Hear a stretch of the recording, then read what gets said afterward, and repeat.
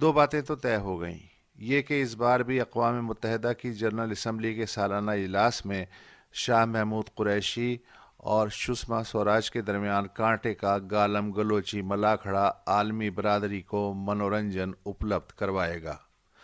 دوسری بات یہ طے ہوئی کہ اگلے برس بھارتی لوک سبھا کے الیکشن سے پہلے بھول جائیں کہ بھارت اور پاکستان میں دو طرفہ بات چیت کا کوئی امکان ہے۔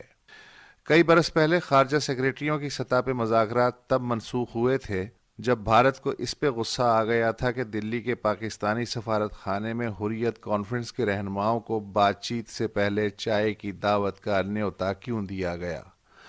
اس کے بعد اڑی میں بھارتی فوجیوں کی چھاونی پہ حملے نے پکی بوہر لگا دی۔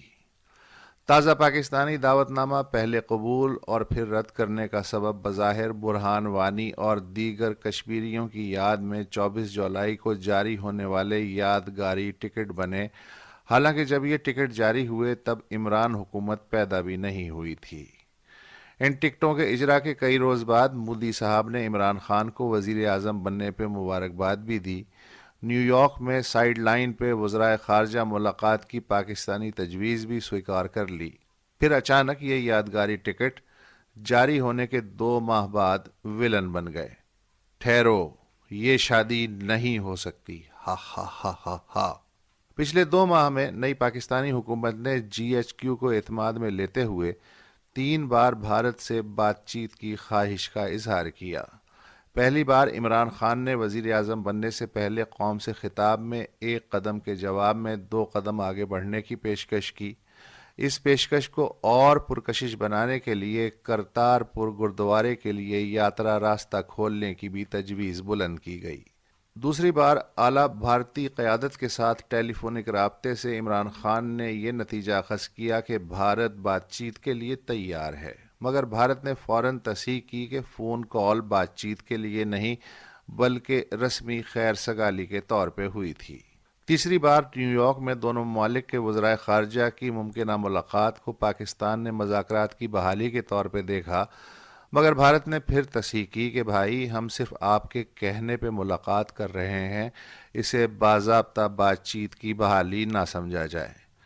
مگر پاکستانی حکومت شاید یہ پیغام بھی پوری طرح نہ سمجھ پائی، لہٰذا بھارت کو پھر کھل کے کہنا پڑا کہ بات چیت کی پیشکش کے پردے میں پاکستان کے مذموم عزائم سامنے آ گئے ہیں، تیری تو۔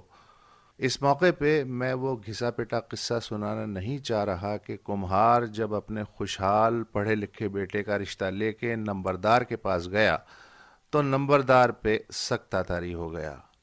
کمہار نے حالات کی نزاکت نہ سمجھی اور پھر کہا، چودھری صاحب میں جواب کا منتظر ہوں۔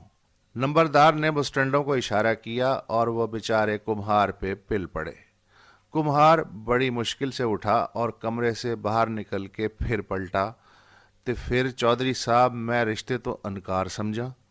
کہا تھا کس نے تجھے حال دل سنانے جا، فراز اور وہاں آبرو گنوانے جا۔